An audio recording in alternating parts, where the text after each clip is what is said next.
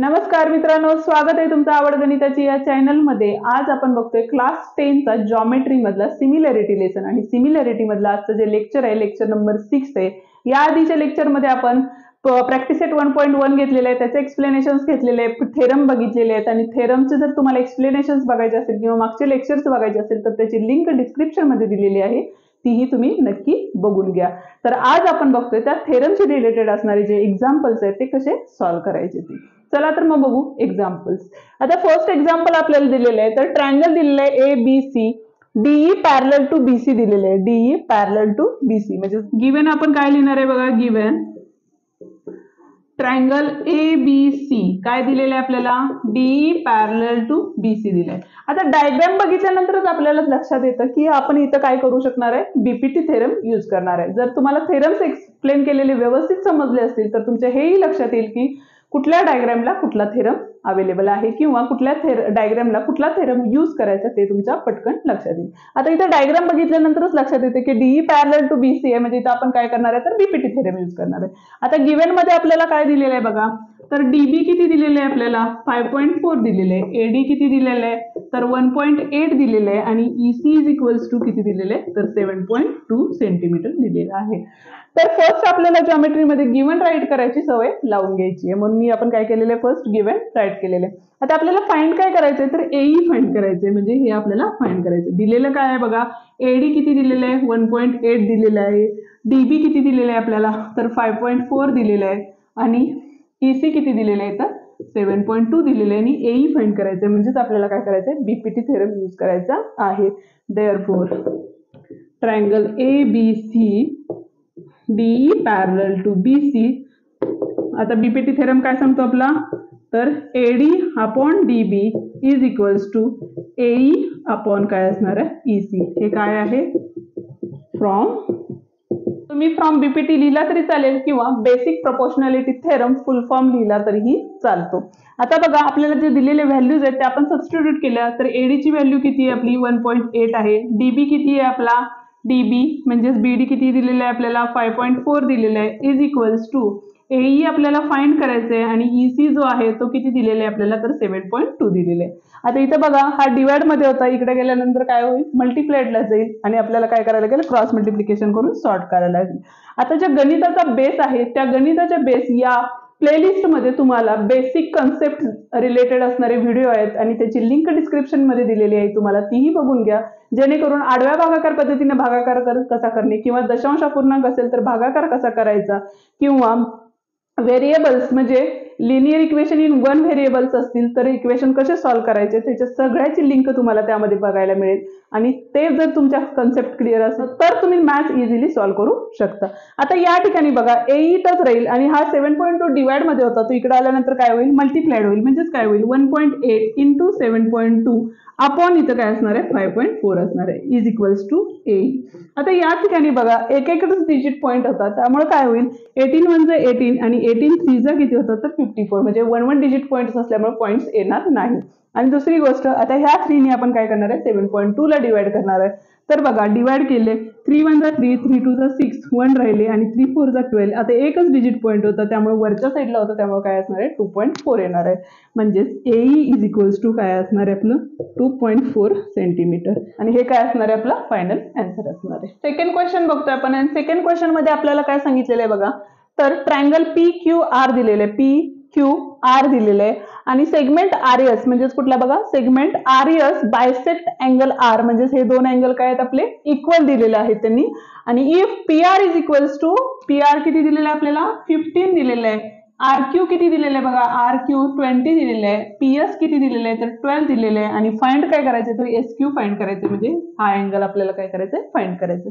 आता या ठिकाणी जर डायग्रामचं ऑब्झर्वेशन केलं तर आपल्याला काय दिलंय तर अँगल बायसेक्ट झालेला आहे, म्हणजे प्रॉपर्टी कुठली यूज करायची किंवा थेरम ऑफ द कुठला यूज करायचे तर प्रॉपर्टी ऑफ अँगल बायसेक्ट इथं आपण काय करणार आहे यूज करणार आहे। म्हणजेच बघा गिवन देताना काय दिलेलं आहे in a triangle PQR segment काय दिले RS बायसेक्ट R, बरोबर, त्यामुळे आपण काय करणार आहे बायसेक्ट प्रॉपर्टी यूज केली तर काय होईल बघा आपली तर PS upon SQ is equals to, म्हणजे बायसेक्ट केलेल्या बाजू ह्या कशाच्या प्रपोर्शन असतात राहिलेल्या दोन बाजूशी प्रपोर्शन मध्ये, म्हणजे PS upon SQ is equals to PR upon SQ.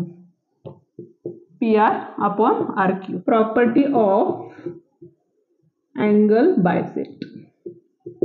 ठीक आहे, अँगल बायसेक्टची प्रॉपर्टी आहे. तर आता इथे बघा दिलेल्या व्हॅल्यू आपण सबस्टिट्यूट केल्या, तर PS ची व्हॅल्यू 12 होती, SQ किती होता तो माहित नाही आपल्याला, फाइंड करायचंय. इज इक्वल्स टू PR किती दिलेलं आहे आपल्याला 15 दिलेलं आहे इथं, आणि RQ किती दिलेलं आहे तर 20. परत एकदा इथे आपल्याला काय येणार आहे, क्रॉस मल्टिप्लिकेशन येणार आहे. आता या ठिकाणी बघा हा SQ इथं डिवाइड मध्ये होता म्हणून मी काय घेतलं इकडं वरती घेतला, म्हणजे तिथं काय झाले 12 into 20 is equals to 15 into SQ.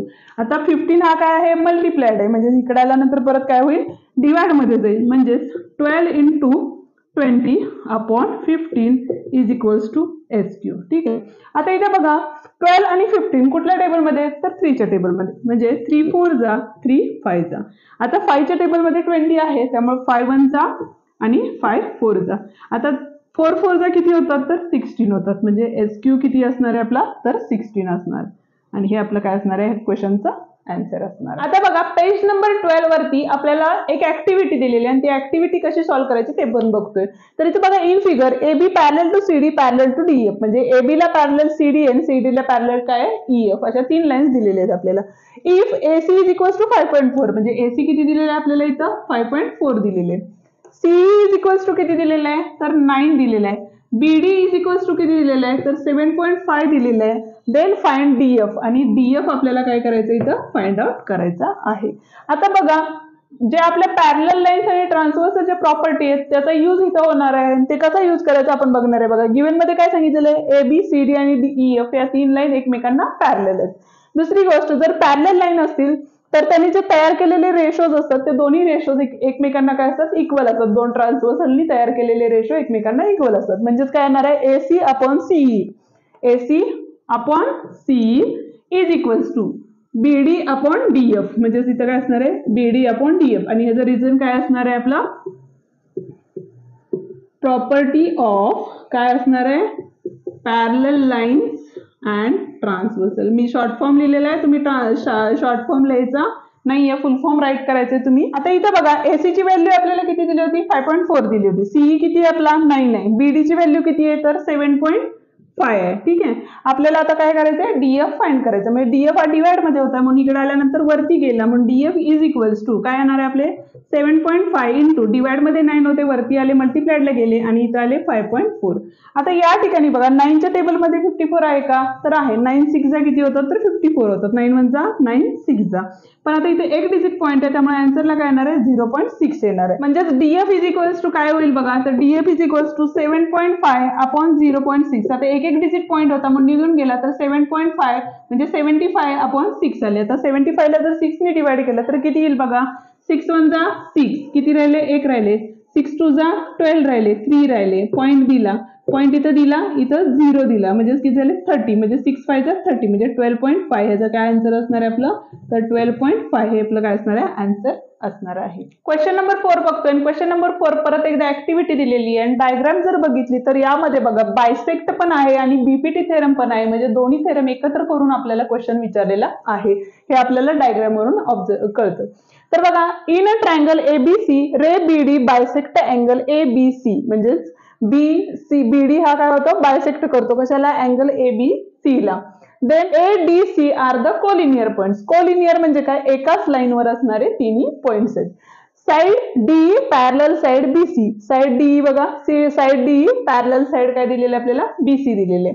तर आता इथे बघा AEB परत एकदा AEB परत एकदा कोलिनियर पॉइंट्स आहेत, म्हणजे एका लाईन वरती पॉइंट्स आहेत. प्रूव्ह दॅट काय करायचंय तर बघा AB upon BC is equals to AE upon BE. आता थेरम बघा जर पीपीटी थेरम असतं तर काय होतं आपलं AE upon EB is equals to AD upon DC होतं, बरोबर. ते जर बायसेक्ट थेरम असतं तर काय झालं असतं AD upon DC is equals to AB upon BC असं असतं. तर आपल्याला या ठिकाणी काय करायला लागेल दोन्ही थेरम एकत्र यूज करायला लागतील आणि त्याच्यानुसार आपण काय करणार आहे हे प्रूफ करू शकतो. म्हणजेच बघा फर्स्ट आपण काय लिहिलेलं आहे इथं तर ट्रायंगल ABC घेतला आणि bisect BD at angle B, angle B ला बायसेक्ट केलेलं आहे रे BD नी, बरोबर. तर इथं बघा त्यामुळे काय होणार आहे आपलं तर AB upon BC is equals to AD upon DC हे इथं दिलेलं आहे, म्हणजेच अँगल बायसेक्ट थेरम आहे हा. त्याच पद्धतीनं जर ABC घेतला म्हणजे ABC घेतला तर ED पॅरलल टू काय आहे BC आहे, म्हणजेच आता BPT थेरम येणार आहे. आणि BPT थेरम काय असतो आपला, तर AE upon EB is equals to AD upon DC from second, आणि इथं असणार आहे आपला BPT थेरम. ठीक आहे. तर आता बघा नेक्स्ट काय असणार आहे, तर AB upon BC is equals to AD upon काय आहे DC आहे. ठीक आहे. पण AD अपॉन DC ला इक्वल काय आहे AE अपॉन EB, म्हणजे ह्या दोन बाजू आपण एकत्र लिहू शकतो. म्हणजेच AB upon BC is equals to काय असणार आहे आपलं बघा AE अपॉन EB, आणि हेच आपल्याला काय करायचं होतं, प्रूफ करायचं होतं फ्रॉम फर्स्ट अँड सेकंड. या ठिकाणी आपला व्हिडिओ संपलेला आहे. व्हिडिओ आवडला असेल तर व्हिडिओला लाईक करा. या आधीचे जे एक्सप्लेन केलेले थेरम्स आहेत तेही बघून घ्या, त्याची लिंक डिस्क्रिप्शन मध्ये दिलेली आहे. तुम्ही हे व्हिडिओ मित्रांपर्यंत शेअर करा जेणेकरून त्यांनाही त्याची मदत होईल. आणि असेच आपले नवनवीन व्हिडिओ पाहत राहा. पुढच्या व्हिडिओमध्ये भेटू ज्यात आपण प्रॅक्टिस सेट 1.2 बघणार आहे. थँक्यू.